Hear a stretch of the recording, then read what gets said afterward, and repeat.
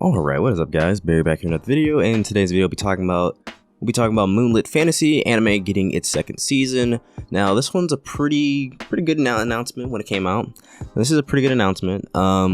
Exactly how this one came out is they were one of the more successful animes that was greenlighted to get a second season before the airing of their final season. So I believe it was around like episode 10 they were greenlit to get a second season. It was made public that they're getting a second season. I'm just gonna tell you this right now if you don't understand. When an anime doesn't have to wait till after like Blu-ray sales or after a year to get a second season, that's a very good thing. So the same thing happened with say let's see, let me get some examples. So the same thing happened with Shield Hero. They were receiving a second season before. Slime Isekai, they were receiving anime before. Villainous was receiving a second season before the airing of the final episode. Kaguya-sama was receiving a second season before the airing of the final show. So basically what I'm saying is, it's a more successful anime. They did pretty well in terms of selling, enough to where they're like already greenlit to get a second season. Like I said, a lot of other animes have to wait the process of after the Blu-ray sales, because what you don't understand is like after with the contract of the animes, they are given the season and then they're not told at all if they're getting a second season even after they finish it. Basically after they finish, they're like, all right, good job, good project, and then they leave and they go on with their business. They don't even like have the question of a second season. So them getting it before the airing of the final episode is a big deal. This more or less puts them in the place of the bigger isekais in the genre, which I'm gonna make a review about this anime in general because, like I said, this is a pretty good anime. It's not up there at like an 8 out of 10 yet, but it's getting there. It's definitely getting there. So the official website for television anime of Keizumi's alternate world social freeform fantasy novel series. It's basically like Slime Isekai, but a little bit different. Moonlit Fantasy. It was announced on Thursday that the series will be getting a second season. This is like a week or 2 weeks ago. So the website revealed a promotional video and visual for the second season. So like I said, they already have in production the second season. This is a pretty big deal. I'm showing the second season right now, and like I said, it's a pretty big deal. They're already working hard on the second season right now. They're already working on the visuals of the second season. And from this video alone, I will say that it's already being upgraded. So it's moving the ladder in terms of the isekais in the genre, which I already think it kind of does in terms of if you watch the anime, it's pretty good. At times it has points where it's not as good as a lot of other animes. I don't like the art style that much as well. When I look at say, the goddess and the god, I don't like it all that much.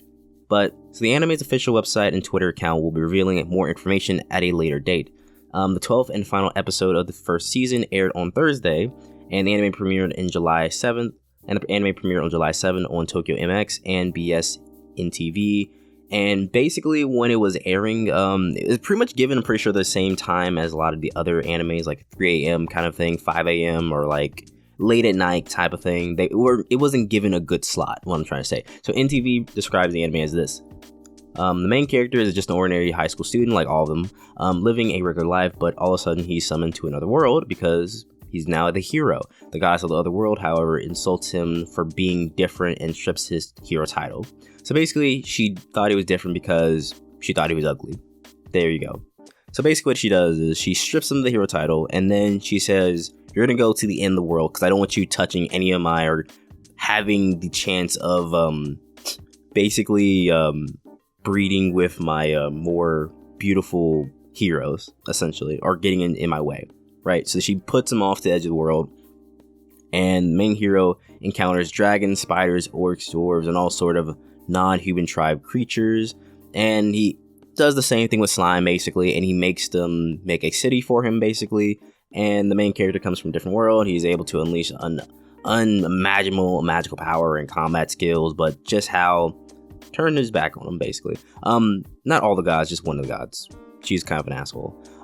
But if you like slime, you're gonna like this anime. You don't have cutesy slime moments, but you're gonna have fun little comedy moments, I guess. I will say they might want to address that if they want to move forward into the realm of slime, because they have a very similar story to slime. A very similar story. Okay, so people that are actually working on this project is the director of Fairy Tail, Log Horizon, and Super Lovers, Shinji Ishihara. He's the one directing it at C2C. And Kenta Ahara, who was done the Saga Tanya, Cautious Hero. The hero is overpowered by being overly cautious. The hidden dungeon only I can enter. So basically, the scripting is done by a very well-known scripter and very well, done in the isekai genre. He's good. So he's going to be supervising the series scripting. Ki Suzuki, who's done like Fight League, Gear Gadget Generations, is going to be designing the characters. He did okay. Yasuharu, who did Fairy Tail, Log Horizon, and Super Lovers, not surprising. He's going to be composing the music. As far as this, it's going to be okay then. Like, the music was okay the first season. He's doing the season 2 music. It's going to be okay, more or less. I'm not expecting too much like bangers. I will say Fairy Tail had the chance of getting a lot of different music throughout their run. So maybe he can bring something interesting. Because if he brings the last season of Fairy Tail music, it's going to hit. The last season of Fairy Tail almost made me cry. Azumi launched the novel Shosetsu ni Naru website back in 2012.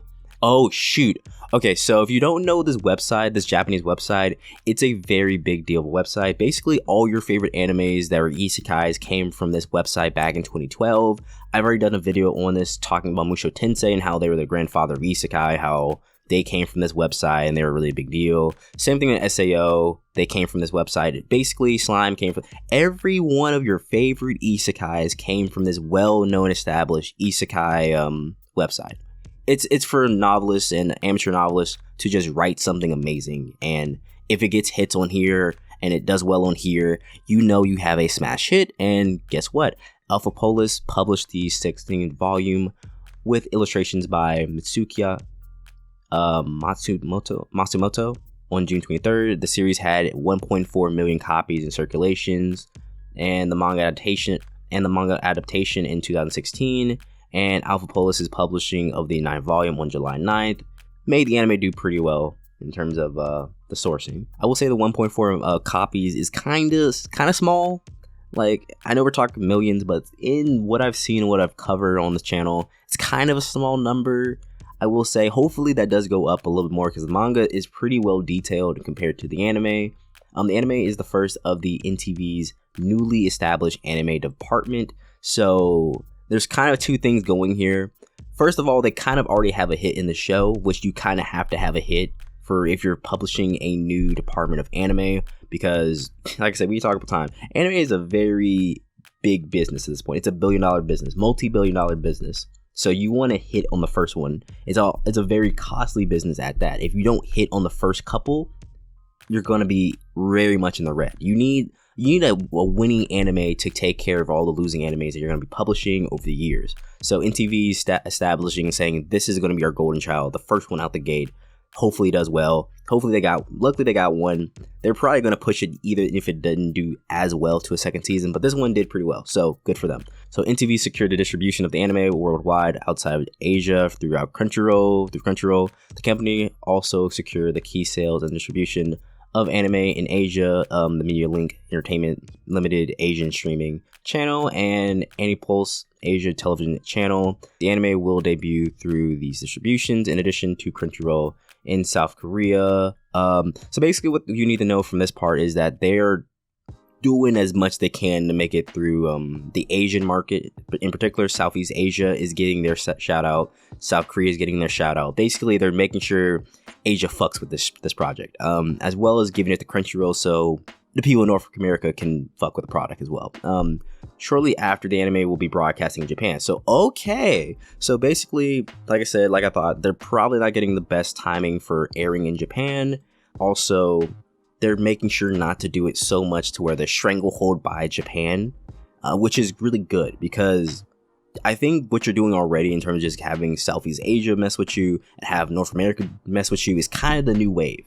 Japan is kind of like, if they don't like you, they're not gonna like any of your stuff. So I think if you just throw it out to North America, Southeast Asia, you'll have a better future right now. That's what it's looking like in the future anyways. Okay, so between the three distributors, the platforms will be distributing the anime in more than 200 countries and territories. Okay, so they're trying to make this anime worldwide, appealable, and good. And they're saying we're not going to give Japan the biggest like cut of this in terms of like distributing, which I think is kind of the better move right now. Especially with streaming services, if they can monetize that way more than Blu-ray sales, they're going to be golden, all right? They're going to be great. So I will have the links for this article. I'll have the links for this website. I'll have the links for everything I have here, so you get the right information. When it does give us the actual release date, I will let you guys know. For right now, it is to be determined, but it has been confirmed that we're getting this. If I were to guess when it's going to be coming out, I would say probably next year. Like I like thinking spring is a good time for it to come out. Also, if you go to the website, you can go and buy the Blu-ray. So I suggest you guys buy the Blu-ray. I'll probably be looking for the complete box edition. Hopefully it's like $50 if I can get it, honestly. They have 3 different copies, looks like right now. They're 9,000 yen. I think that's not too bad, is it? Let me see. So that, oh my god, you evil bastards. All right, so that is going to be, so getting Blu-ray 1 is going to be $80 basically. You evil monsters, how dare you? I don't think they're evil, but my god. I've never really bought one of these Blu-rays like this. So I don't know like how many episodes, because I've heard people like buy Blu-rays and you only get like 4 episodes. I'm like, bro, I'm not paying $80 for 4 freaking episodes. That is a scam. That is a scam. If anyone has bought the Blu-ray, let me know now in the comment section which version did you buy, which volume did you buy, what is in the volume per se. Is it just the cover, or is it actually like 4 episodes? Like, I need to know this for future reference. Oh, okay, great. So you can also buy the manga on the website as well. Oh, it's like 600 yen? Yo, that's like $6, dude. All right, yeah, so you guys have the money, probably go buy the paperback volume of Moonlit Fantasy. They're like $6 basically for USD, or if you're using yen, they're like $600 or 600 yen. It's not that much. It's a very cheap price in a way. But yeah, they have also comics as well, so that's kind of cool. But yeah, that's going to do it for this video. Hope you guys enjoyed it. Make sure to like the video if you liked it, as well as subscribe if you're new to the channel. I'll be making more update videos like this. So yeah,